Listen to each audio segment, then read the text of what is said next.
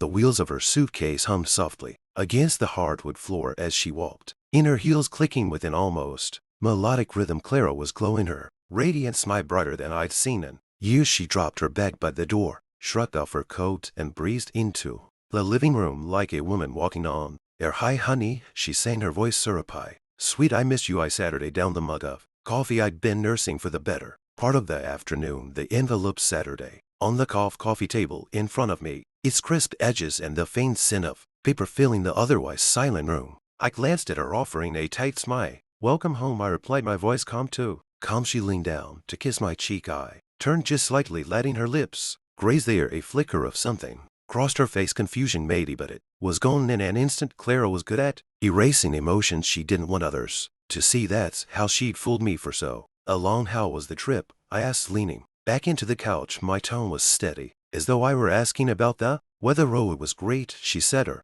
eyes sparkling. "Busy but rewarding. I think the client's really happy with our presentation." "That's wonderful," I replied. She started unpacking her purse, pulling out her phone, a lipstick, and the other usual items she always carried. That's when her gaze landed on the envelope. Her movement stilled, her eyes narrowed ever so slightly, the sparkle dimming just a touch. "What's that?" she asked. "Something you should probably read," I said, gesturing to it. "Go ahead." Her fingers hovered over the envelope for a moment before she picked it up. She glanced at me, her smile still plastered on, but it didn't reach her eyes anymore. She opened the envelope and pulled out the neatly folded pages. Inside, her eyes skimmed the first line, then the next, and I watched as the color drained from her face. "What is this?" she whispered. I crossed one leg over the other, resting an arm along the back of the couch. "It's a transcript of your text messages," I said with Gregor had snapped up, her eyes wide with panic. "I don't know what you mean." "Don't insult my intelligence, Clara," I said, my voice finally sharpening. I know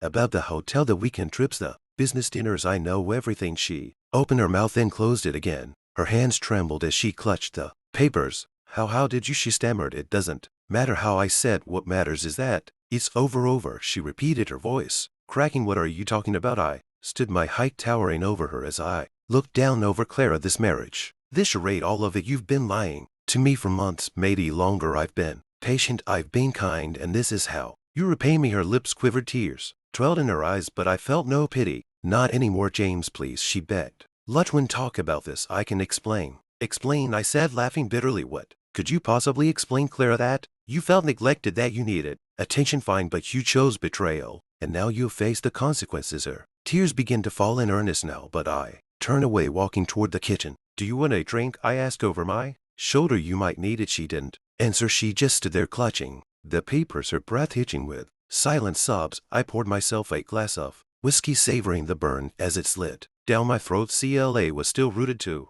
the spot when I returned to the living room. "You don't have to do this," she said, finally, her voice trembling. "Oh, but I do," I replied. I set the whiskey down and picked up a second envelope from the coffee table. "You see, Clara, I've been busy while you've been occupied." I handed her that envelope. This one contained divorce papers. "No," she whispered, shaking her head. "No, you can mean this. I've never meant anything more." I said, "You find everything is in order. The house will be sold and the proceeds split. Your car is yours, and I've already removed my name from the title. I've even arranged for your things to be packed and sent to your sister's place." "James, please," she cried, reaching for my arm. "We can work through this. We can go to counseling. I'll do anything." I pulled my arm away, my face hard. "Anything. The time for anything was before you decided to tear us apart. I'm done, Clara. You can't manipulate me anymore." Her shoulders sagged, and she sank onto the couch, burying her face in her hands. I felt a pang of something, maybe grief for what we once had, or maybe just relief that I was finally free. Either way, I didn't waver. "You'll find a moving truck outside," I said. "The driver will wait for you to pack whatever you need tonight. The rest will be delivered tomorrow." And Clara, she looked up, her mascara streaked across her cheeks. "Don't contact me again," I said. "This is goodbye." I grabbed my keys and walked out the door, leaving her in the ruins of her own making. Outside, the air was crisp and cool, carrying the faint